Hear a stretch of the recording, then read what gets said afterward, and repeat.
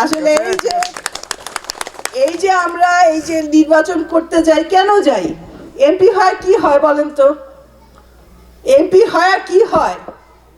MP হয় একটা কাজ হয় যে আপনাদের যে দুঃখ দুর্দশা এইটা যেন তুলে ধরতে পারে এবং এইটার সমাধান যেন আপনাদের কাছে নিয়ে আসতে পারে। এইটাই এমপি হওয়ার প্রয়োজন, এইটাই তাদের কাজটা কি? আমি এমপি হয়ে করব কি কন্ত? এই যে আপনাদের কথা তুলে ধরিয়া আপনাদের সমস্যার সমাধান করে আপনাদের হাতে তুলে দিব, এইটাই হচ্ছে আমাদের কাম। যারা এমপি হবে, যারা রাজনীতি করবে, রাজনীতিবিদদের এই কাম।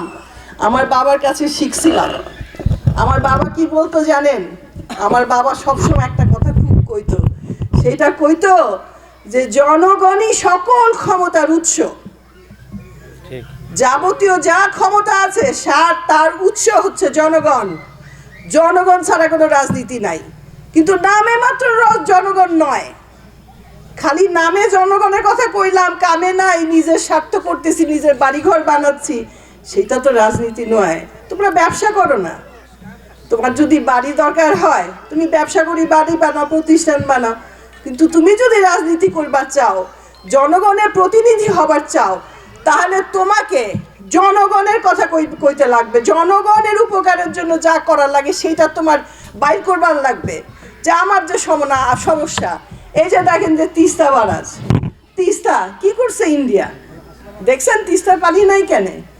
আমি খুব ছোট ছিলাম, একবার আমার দাদির বাড়ি গেছিলাম, তো তিস্তা নদীতে আমি পড়ে গেছিলাম। খুব স্রোত নদীর, আমার মনে আছে। আমার দাদি চিৎকার করে প্রায় 20 জন লোককে নামে দিছিল। আমি ছোট্ট ছিলাম, 20 জন লোক আমাকে তুলে বাইর করছে নদীর থেকে। এই তিস্তা নদী, এত কারেন্ট ছিল এই নদীতে। সেই নদী আজকে কই? দেখেন নদী নাই। এই যে নদী না থাকার কারণে আমাদের কি হইতেছে? কত কি সমস্যা হচ্ছে? ধানের ফসল কমে গেছে না? সব ফসল কমে গেছে। আমাদের এই অঞ্চল তো উঁচু অঞ্চল, উত্তরবঙ্গ, আমরা উঁচু ছিলাম সব সময়।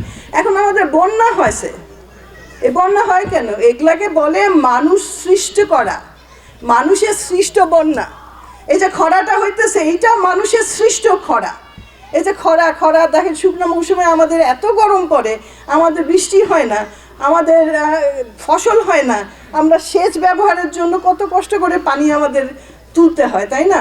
এদিকে কিন্তু পানি বেশি তোলার কারণে কিন্তু আমাদের আবার প্রাকৃতিক, মানে এটাকে ইংরেজিতে বলে ইকোলজিক্যাল ক্ষতি হইতেছে, বুঝছেন তো?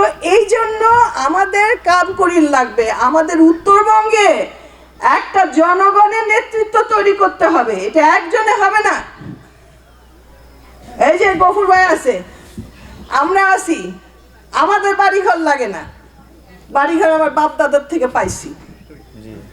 আমরা আপনাদের জন্য কাম করি চাই, তা আমাদের কাজ করার সুযোগ করে দিতে হবে না। আপনাদের কাছে শক্তি, যে আমার বাপ কইছে না, জনগণই সকল ক্ষমতার উৎস।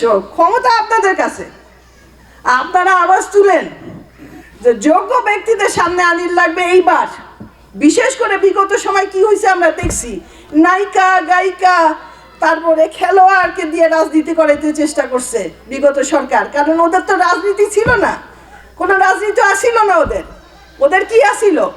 ওরা ভারতের পুতুল সরকার আসিল, তাই না? ভারত যা কইছে, ভারতের স্বার্থে তারা কাম করছে, দেশের মানুষের জন্য কোনো কাম করে নাই, দেশের মানুষের জন্য কিচ্ছু করে নাই। দেশের মানুষের রক্ত শোষণ করছে, শোষণ করিয়া ভারতকে দিছে। সেই রকম সরকার আপনারা চান? ওই সরকার থেকে আমাদের বাইর হয়ে আসিয়া জনগণের সরকার সৃষ্টি করতে হবে, এবং এই ক্ষমতা